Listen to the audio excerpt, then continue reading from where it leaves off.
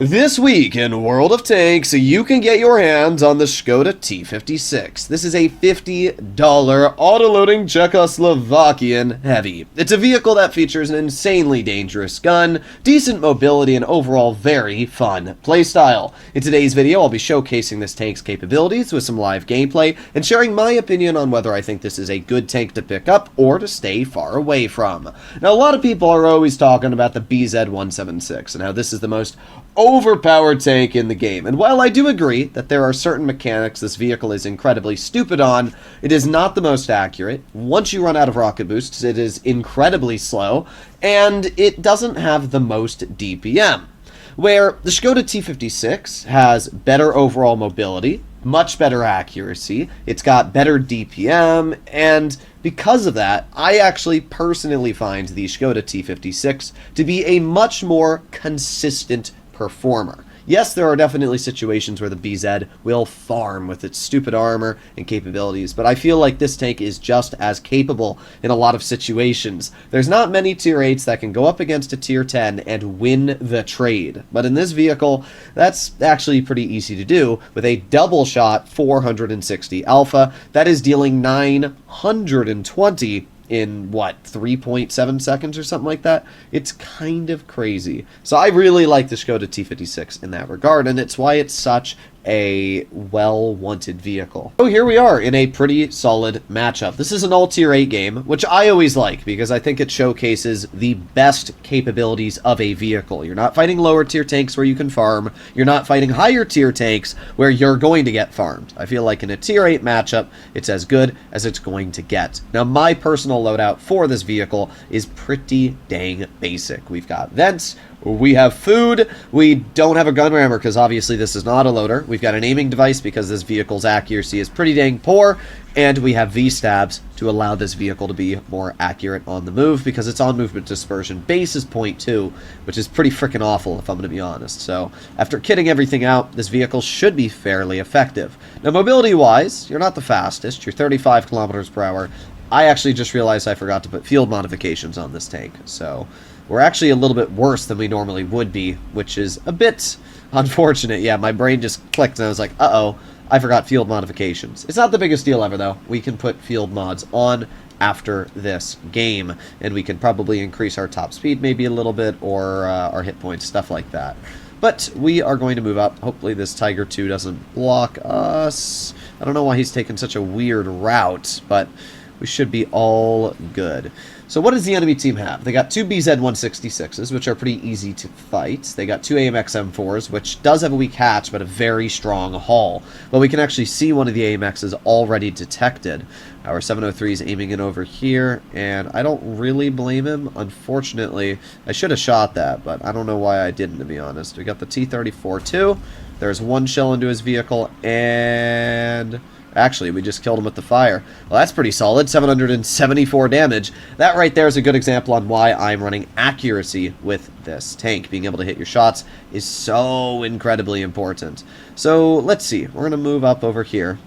And I think the majority of the enemy team is just in that dip there. So I'm going to move up here. I think we can get away with it, possibly. We'll see. But, oh, there you go. We got a Ferdinand. There's one shot into his vehicle.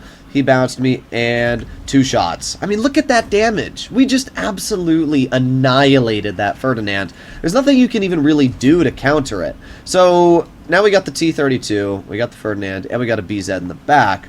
Not really sure what our team's doing, though. Like, holy dumb. Oh, my God. Wow, you guys are bad. Alright, well, let's see. I don't know what these guys are doing, to be honest. I really don't. Alright, well, let's see. We got the Ferdinand pushing up. I'm going to load gold, just because I think I can, and it'll be better for us here. The BZ does not have the gun depression to work this position. Not at least effectively. I think it has, what, 8 degrees when fully kitted out?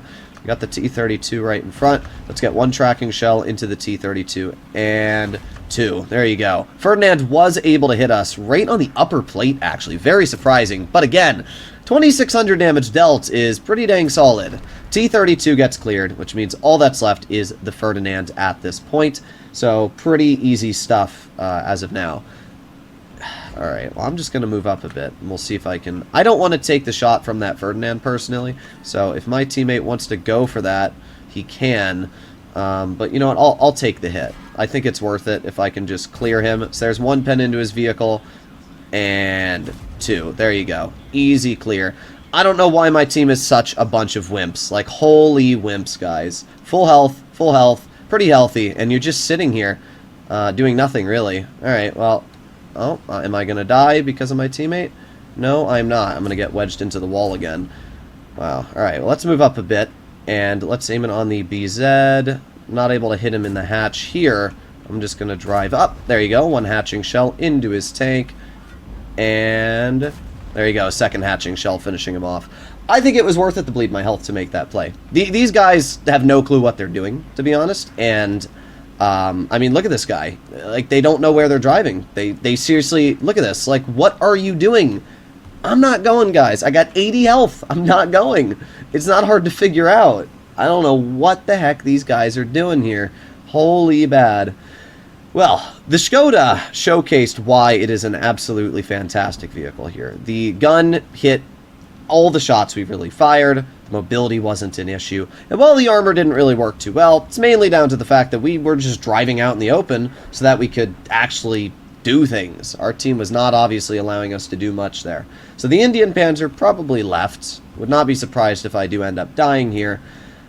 But, okay, Indian's actually all the way in cover of it there. Okay, well, we are spotted. Oh, and there you go.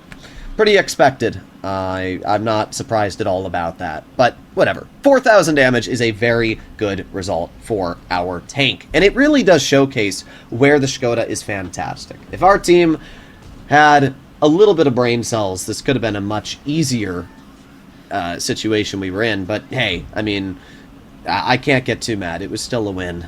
Arriving to the post-game results, this was a pretty solid game. 3,986 damage, top on the team quite easily. We netted 117,000 credits, and just overall, a pretty dang solid battle. So as I said, I am going to obviously do the field modifications on this tank. Completely blanked on that, which actually would have helped us out in a couple different ways. First of all, this last field mod obviously gives us a big boost to our V-stabs, which is what I want. So we're going to put firepower in the 2nd slot. I'm going to do all-terrain suspension because I like that mobility increase. Obviously, we're going to go for aiming circle size, which gives us a big advantage there. And we're going to go for view range. It's not the biggest change, but having that extra HP is definitely nice. Would it have changed anything that game? No, not at all. But definitely getting that additional chunk on V-stabs of an additional 3% is quite nice, and it is going to help out our vehicle. So, not too bad. Let's head back into gameplay and see what we can do. Well, another pretty solid matchup, all tier 8s once again. I personally love when I get games like this. It makes the games more exciting because you can actually feel like you can do your job as a frontline heavy, and it gives your opponents a fair chance because nobody's high-tiered and nobody's low-tiered. I wish more games were like this. Personally, I think whatever tier you play in should be the only tier that you fight, but not everybody's going to agree with that. Some people want to seal club, but I don't think anybody enjoys fighting higher-tiered players. Like, if you're in a tier 8, you don't want to fight tier 10s. And if you do, you're not the normal person. I don't know. I personally think it's incredibly unenjoyable to drive a tier 8 and be like, whoa, I'm in a mill, and then you go up against, like, a UDES, and it just craps on you because it can pen your turret hull down. Like, I personally don't even understand what you're supposed to do in that type of situation. But, oh well. Good news is we aren't in that situation, so we don't have to worry about it today. That already happened to me the other day with my friend in Platoon. Okay, so what do they have? A mill, Type 63, BZ176. Wow, they got a whole cringe lineup, don't they? Alright, well, let's see if somebody tries to cross up this. Would not surprise me if they did. Well, doesn't look like anybody's actually trying to get up this hill. At least currently. I'm very surprised, though. Normally people love to climb up here. Alright. Well, sometimes I like to step off towards this corner over here, but it's very sus. Obviously down to the fact that tank destroyers can see you. So usually you want to kind of hug the corner like this, and then poke it. This is about the best spot to work this position. Got the TVP in the back. Maybe we could hit the TVP. That's possible. We can see the back corner of his tank. There you go. 503 damage shot. He gets shot again as well. Pretty good stuff there, I will definitely say. Ooh. Ooh. This is why I like running accuracy, though, because there's no way without accuracy a Skoda would hit a shot like that. But with it, your tank is pretty obviously dangerous. So, not bad, not bad. We've dealt 503 damage. We're reloading. In 10 seconds, we'll have our shells back. We can see the 703 might make his way over here, which if he did would be very nice for me. Okay, well, we got the Type 63 in the back. There's just not much to do right now. You can't really poke a hull down a mill, so I'm not going to try to. Let's just see if the Type 63 ends up poking this. Let's see. There you go, 480 damaging shell into his vehicle. Not able to get another shot out, but still pretty good stuff. Oh, okay, that was just a misplay from me, I will admit. I played that really bad. Come on, Iron Arnie, poke it. There you go. We got him penned, but he hit us back. Oh well, there's not much to say. We've done okay. We've done 1,400 damage, but we've also bled just shy of 1,000 health, which is pretty bad. I will admit that. So, not the best in that result there. We'll see if that Iron Arnie tries to poke the AMX or not. If he does, I'm going to try and just squeeze up here and get a shell out. I think this is about as close as we can get to driving over without actually doing so. Alright, well, we'll see. I definitely made an over-aggression, though, trying to shoot at that TVP, which bled me a lot of health I probably shouldn't have bled. Okay, so the BZ's poking. There you go. He gets cleared. Let's see if the Iron Arnie's still there. Oh, we got an Emil. Okay, well, we get one shell into the Emil. I'm willing to take the shot, but I did not pen. Alright, well, that's fine. We've done 1,900 damage, and that's pretty good. That's already very good stuff. TVP is hopefully going to be cleared at some point here. And I'm just trying to think of how we want to take apart the situation. The Emil is poking, and I can't really fight a hull down a mill. What I am wondering, though, is maybe if we can see the TVP over here. Nope. Okay.